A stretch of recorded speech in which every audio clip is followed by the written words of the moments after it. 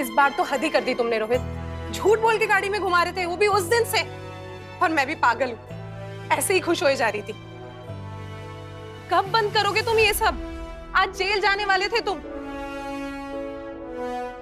तो भला हो मम्मी जी का, शर्म आनी चाहिए तुम्हें। माया मैं वो चुप, अब तुम यहाँ पे चुपचाप बैठे रहो।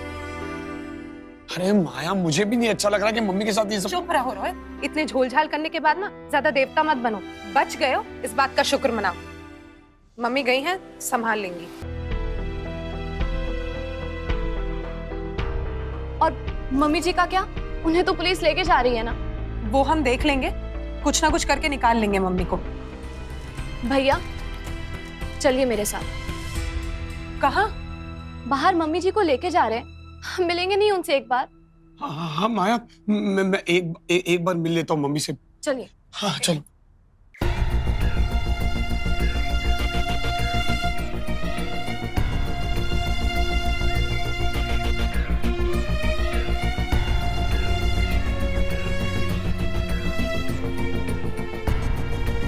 रुकिए।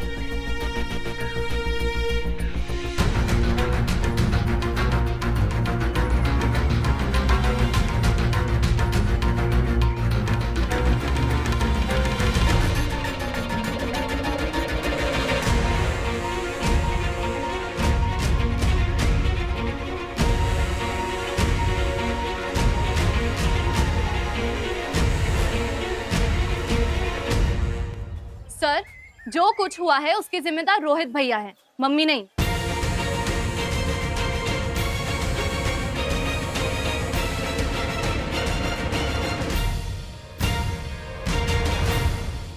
रूपचंद जी की गाड़ी रोहित भैया ले आए। मम्मी ने जो पैसे दिए थे वो रोहित भैया ने उड़ाए। बाद में गाड़ी चोरी हुई, वो भी रोहित भैया की वजह से हुई।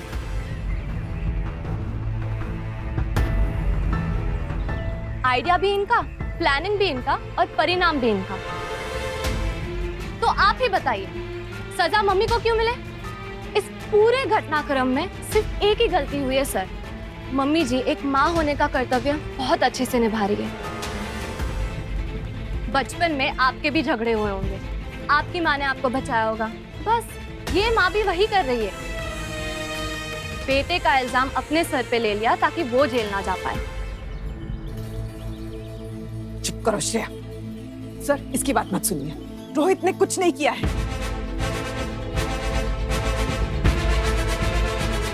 ठीक है, अगर ये बात रोहित भैया बोल देंगे तो हम मान लेंगे।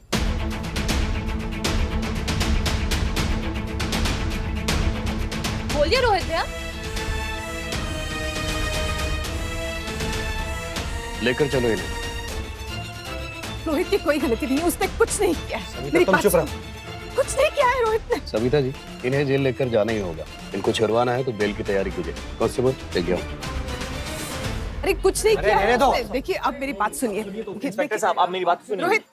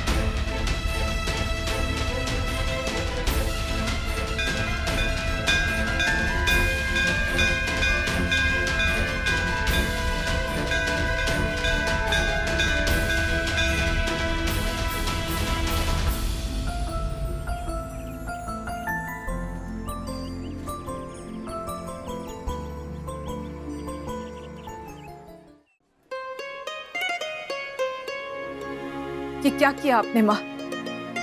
पहले मेरे सारे काम बनवा दिए, घर खुशियों से भर दिया, और अगले ही पल सब कुछ छीन लिया। मुझ पे कृपा बरसाने का आपका यह हिसाब किताब मेरी समझ में नहीं आता। मुझे लगा आपकी कृपा से एक समझदार और मिलनसार बहू घर में आई है, लेकिन उसने तो आते ही आंदोलन कर दिया, मेरे बेटे को जेल भिजवा दिया। आप सब देख रही थी ना, आपने भी कुछ नहीं किया। उसे सद्बुद्धि देती, बच जाता मेरा बेटा जेल जाने से। अब जो हुआ हुआ। माँ, उसे संभाल लेना, उस पे कृपा करना।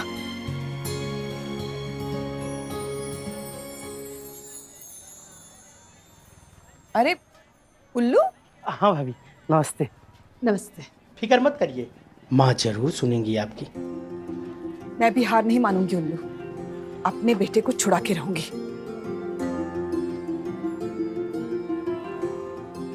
किसे फोन कर रही हैं भाभी जी? वकील को? नहीं, मेरी दोस्त दिव्या को। पहले मैं उसकी बात नहीं सुनती थी, लेकिन फिर पता चला कि वो बहुत पते की बात करती है। वही है जो मुझे इस समस्या से बाहर निकाल सकती है।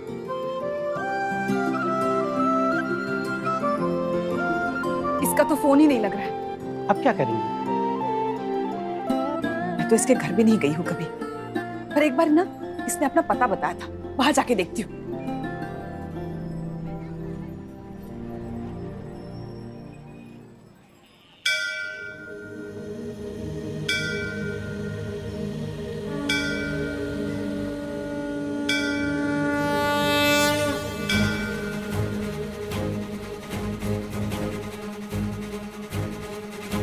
शुभ लाभ की देवी ने जिसको देखा, पल में बदल जाए किस्मत की रेखा।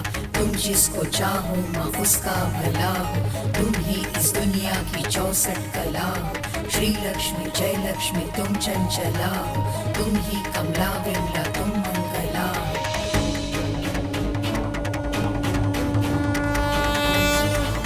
माँ, ये तो आपको ही खोजने निकली है। अब सविता मुझसे मेरे इस रूप में कभी नहीं मिल पाएगी।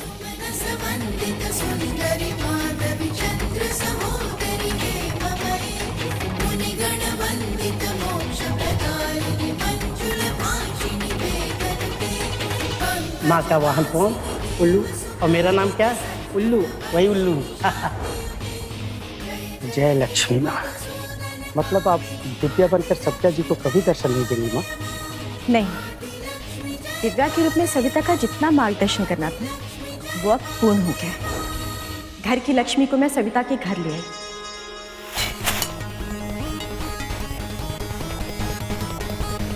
परंतु पहचानना सविता और उसके परिवार को ही होगा।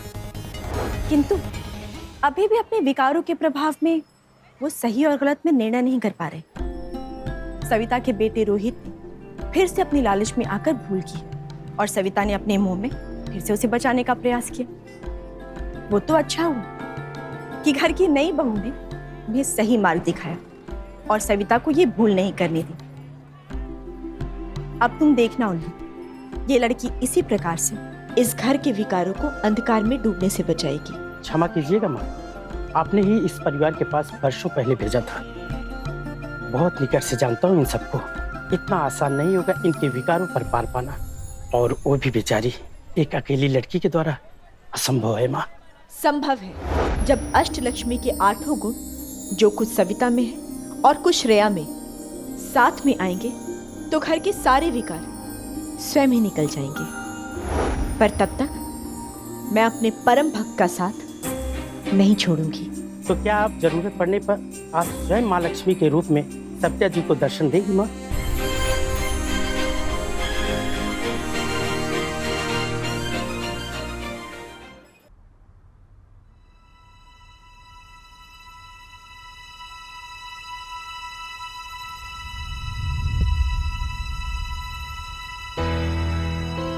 डैडी जी, हाथ सीधा रखिएगा, नहीं तो रीडिंग गलत आ जाएगा। पापा सीधा रखिए ना हाथ। हाँ,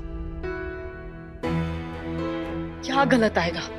पापा की हालत से पता चल रहा है कि उनका हाई बीपी हुआ है। वैभव बताओ पापा की दवाई कहाँ रखी है, मैं ले आती हूँ।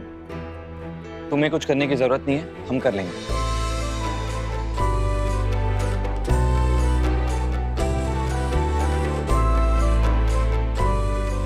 ये आप रीडिंग देख रहे हैं? आप उठिए, चलिए रूम पे। चलिए आप रूम में आराम कीजिए। चलिए आइए डैडी जी, आइए। आइए, आराम से आइए। चलिए।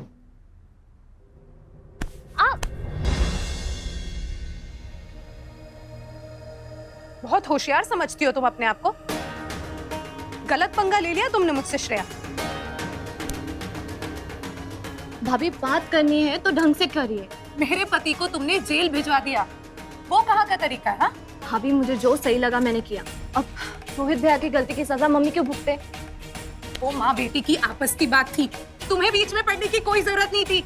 नई नवेली दुल्हन के संस्कार होते हैं कि 2 हफ्ते तक उसे शर्माने से फुर्सत नहीं मिलती। मुंह से जी और हाँ जी के अलावा कोई शब्द नहीं निकलते कि तुमने तो दूसरे दिन ही आके बम फट दिया। और मम्मी जी जेल जाती आपको अच्छा लगता? मुझे ज्यादा ज्ञान मत दो, ज्यादा महान बनने चली थी ना तुम। आज तुम्हारी वजह से मेरा पति जेल में। मेरी वजह से नहीं, उनके बुरे कामों की वजह से वो जेल में। श्रेया, एक तो रोहित भैया को जेल भेज दिया, उसके बाद उन पे कमेंट कर रही हो। मैंने कुछ गलत नहीं बोला। तुम बोलो मत, चुप हो जाओ प्लीज। मम्मी के खिलाफ ना कोई स्ट्रॉन्ग केस नहीं बना पाते वो, मम्मी जल्दी छूट जाती। भैया को छुड़ाने में बहुत मुश्किल होगी।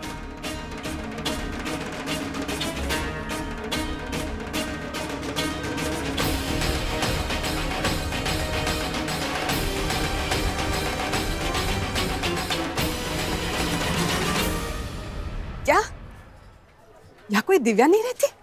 अरे पर उसने तो मुझे यही बता दिया था। आप कुछ भूल तो नहीं रही है ना? दिव्या कॉल सेंटर में काम करती है, हंसती है तो बहुत प्यारी लगती है, सर बहुत खाती है, लेकिन आते जाते सबको ज्ञान देती रहती है। आप याद कीजिए ना, आपको भी कभी ना कभी ज्ञान दिया ही होगा। अरे मेम साहब, 40 साल से यहाँ रह रही हूँ, एक एक घर एक एक इंसान को जानती हूँ। दिव्या यहाँ कोई नहीं है। ऐसे कैसे हो सकता है? उसके पति भी है, क्या नाम है उनका? विष्णु। विष्णु नाम है उसके पति का। अरे मेम साहब, विष्णु भगवान की कसम का के कहती हूँ, यहाँ कोई विष्णु नहीं है। लगता है तुम्हें कोई बेवकूफ बना गई है। अरे पैसे वैसे तो नहीं ठग लिए ना उसने? ये दिव्या अचानक गायब कहाँ हो गई?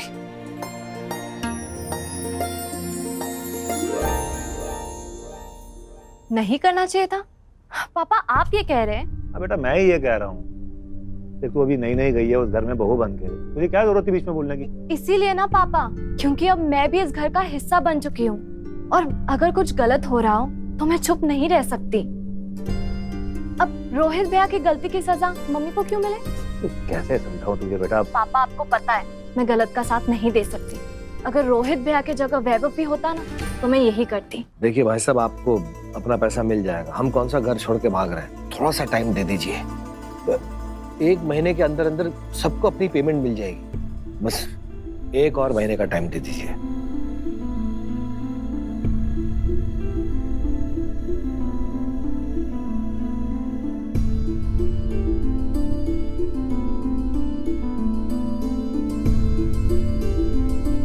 अब ठीक है ना? तुम चिंता मत करो मेरी, सब तुम्हारे कर्मों का फल है जो पूरे परिवार को भुगतना पड़ रहा है। खुद को मां समझती हो, बेटे के दिल में क्या है, वो क्या चाहता है, वो भी नहीं जान पाई। अगर तभी उसकी शादी श्रेया से कर दे तो ये सब नहीं भुगतना पड़ता। पर नहीं, तुम्हें तो बेटा फॉर सेल लगाना था, रूपचंद के घर में ही रिश्ता करना था। अब भुगतो। कर्जदार लाइन लगा के खड़ा है, बेटा जेल में बैठा है, जमानत तक के पैसे नहीं है। मम्मी, एक सोल्यूशन है मेरे पास। जमानत के पैसे श्रेया से ले ले। उसके पापा तो कितने अमीर है। उसका नाम मत लो, ये सब उसी की वजह से हो रहा है। उसने क्या किया? उसकी क्या गलती है? रोहित अपने कुकर्मों की वजह से जेल में बैठा है इस वक्त।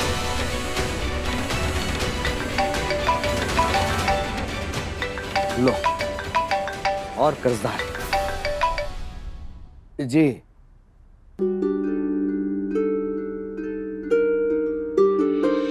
मम्मी, आप इधर बैठो पहले आराम से। क्या हुआ सासू माँ, आप ठीक हैं क्या? आप बिल्कुल चिंता मत करिए। वो मेरे कोचिंग में एक दोस्त है, उसके पिताजी उसी थाने में है जिस थाने में वो साले साहब को लेके गया है। मैंने बात की है, रिक्वेस्ट किया है मैंने बोला है कि लाठी डंडे चार्ज ना करे, ऐसा थोड़ा रहम कर दे। हमें लगा जमानत की रिक्वेस्ट की है। मेरा जमानत है, पुरखों की अमानत नहीं है जो फ्री में मिल जाएगा, पैसे लगते हैं उसके लिए। मैं बोल रही हूँ मम्मी, गुस्सा साइड में रखो और श्रेया से बात करो। अरे वो भी तो हमारे घर की सदस्य है ना, आप उस हक से तो उससे पूछ ही सकते हो। और मुझे पता है वो तो खुशी खुशी हाँ कर देगी। क्यों? अरे हाँ, वो 2-3 साल में एक बार अच्छी बात कर लेती है आपकी बेटी। She is right.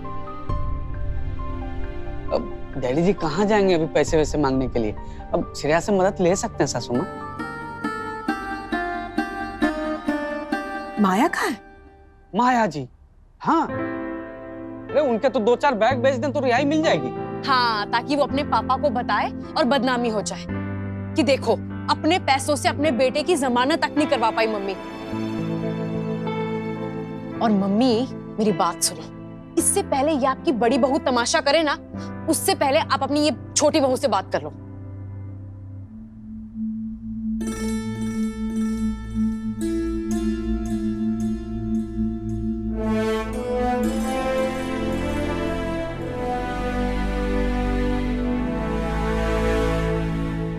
चल ठीक है बेटा, जो हुआ सो हुआ, संभालना भी तो हमें ही पड़ेगा ना।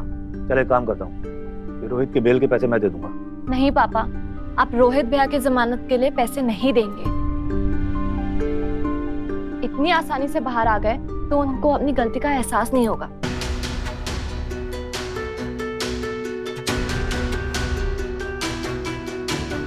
इसलिए आप उनकी कोई मदद नहीं करेंगे। हेलो बेटा,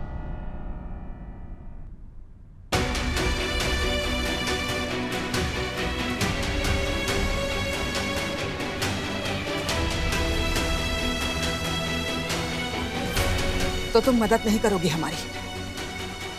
बोल तो ऐसे रही हो जैसे हम सच में लाइन लगा के हाथ फैला के मांग रहे तुमसे। नहीं, मेरा वो मतलब नहीं था। भाई तो मैं सच में तुम्हें अपना समझ के तुमसे मदद मांगनी ही, पर मैं भूल गई थी कि तुम तो हमें अपना समझती ही नहीं हो, वरना रोहित को जेल नहीं भिजवाती। मुझे लगा तुम इस परिवार में आओगी तो दूध में चीनी की तरह घुल जाओगी, रिश्तों में मिठास लाओगी, लेकिन तुम्हें तो रिश्तों का मोल ही नहीं है। ऊपर से पैसों का धौंस जमा रही हो। तुम्हें क्या लगा तुम्हारे पैसों के बिना हम रोहित को छुड़ा नहीं पाएंगे? मम्मी जी, ठंडे दिमाग से सोचिए। क्या आपको लगता है उन्हें अभी छुड़ा लेना सही होगा? आपको भी पता है कि उन्होंने गलत किया है, और अगर पुलिस को ठोस सबूत नहीं मिला तो वैसे भी 2-3 दिन में वो छूट ही जाएंगे, लेकिन तब तक उन्हें किए का पछतावा तो होगा। बाहर आने के बाद सुधरने का एहसास तो होगा। तुम घर की बहू हो, जज मत बनो। मेरे बेटे का सुधार कार्यक्रम उसकी माँ पे छोड़ दो। मम्मी जी, आप इमोशनल होके बहुत ही गलत फैसला ले रही है। कभी कभी परिवार के लिए सख्ती बरतना बहुत जरूरी होता है, उनके ही भले के लिए। बस, मुझे मेरे परिवार को कैसे चलाना है इसकी ट्यूशन तुमसे नहीं चाहिए मुझे। तुम जब खुद एक माँ बनोगी तब तुम्हें समझ में आएगा कि बेटे का प्यार क्या होता है। मेरे रहते मेरा बेटा 2 दिन जेल में रहेगा, मैं होने नहीं दूंगी। क्या हो रहा है यहाँ?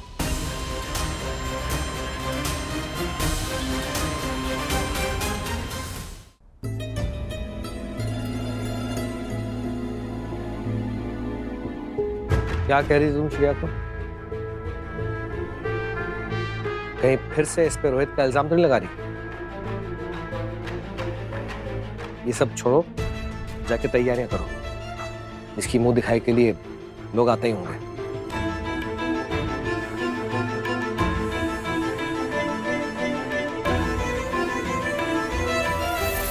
कैसे मुंह दिखाए? इसने हमें कहीं मुंह दिखाने लायक नहीं छोड़ा है।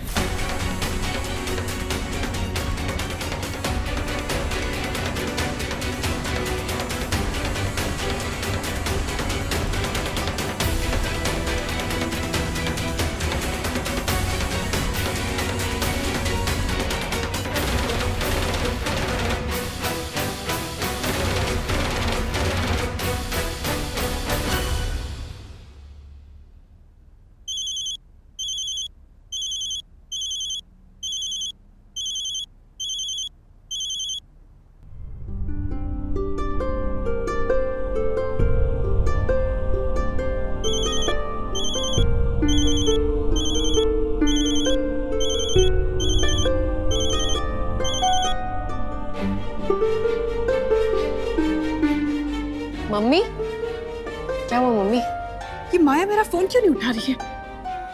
रोहित के जेल जाने से परेशान होगी बेचारी, गुस्से में कोई उल्टा सीधा कदम ना उठा ले। किसी भी हालत में रोहित की जमानत करवानी होगी। श्रेया ने की कुछ पैसों की मदद? नाम मत लो उसका। मुझे उसकी कोई मदद नहीं चाहिए, मैं खुद ही कुछ कर लूंगी। ये पकड़। अरे मम्मी ये क्या कर रही हो? पैसों का इंतजाम रोहित की जमानत के लिए। इसके 15-20 हजार तो मिल ही जाएंगे। मम्मी गहने वहने तो कुछ बचे ही नहीं आपके पास, सब गए दुकान और शादी के चक्कर में। अब ये झुमके और ये कंगन बचे हैं, अब ये भी बेचोगी? बेटे से ज्यादा कीमती कुछ है इस दुनिया में? सड़ने दो उसे जेल में। वैभव। हाँ मम्मी। मेरे साथ चलना, रोहित की जमानत करनी है।